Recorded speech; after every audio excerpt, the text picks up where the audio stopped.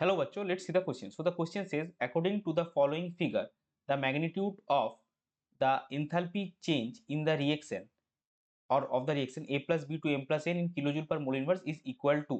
So यहाँ पे देखिए हमको एक ग्राफ गिवन है और इसमें जो A plus B से आपका M plus N बन रहा है उसमें enthalpy चेंज क्या होगा वो हमको कैलकुलेट करना है और different energies X Y Z के फॉर्म में गिवन है।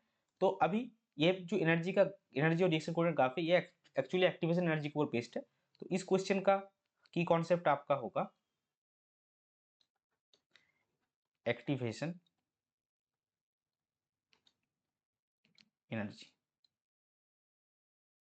तो अभी देखिए नेक्स्ट स्लाइड में हम ये ग्राफ एक बार ले लेंगे। तो यहाँ पे जो ग्राफ है ये जो पोजीशन है यहाँ पे हम लोग मान रहे हैं कि आपका इंटरमीडिएट फॉर्म कर रहा है। तो अगर A प्लस बी से इंटरमीडिएट बन रहा है तो ये जो एक्स वाला एनर्जी है ये आपका फॉरवर्ड रिएक्शन का एक्टिवेशन एनर्जी है और इसको हम ये एफ लिखेंगे। और अगर एम आप बैकवर्ड डायरेक्शन देखें तो एम प्लस एन से पहले इंटरमीडिएट बनेगा फिर आपका ए प्लस बी बनेगा। तो ये जो ओवरऑल एनर्जी गैप है ये आपका बैकवर्ड डायरेक्शन का एक्टिवेशन एनर्जी है यानी कि X plus Y. So this is activation energy of forward reaction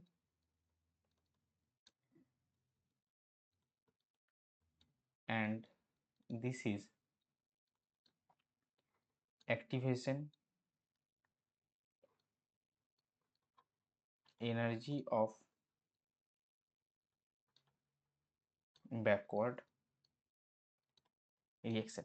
so enthalpy change क्या होगा हमारा, therefore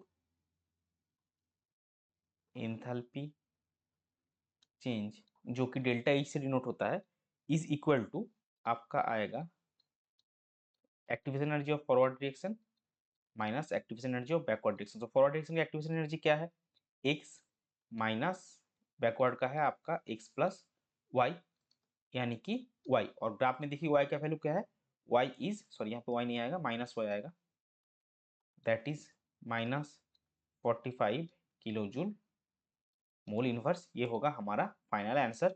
यही हमसे पूछा गया है कि activation sorry enthalpy change for the reaction. So इसको हम स्टेटमेंट के तौर पर लिख लेंगे that enthalpy change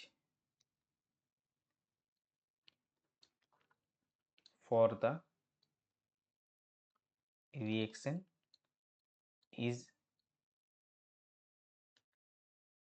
minus 45 kilo joule mole inverse. ये हो जाएगा आपका क्वेश्चन का correct final answer. I hope you understood it well. Best of luck, thank you.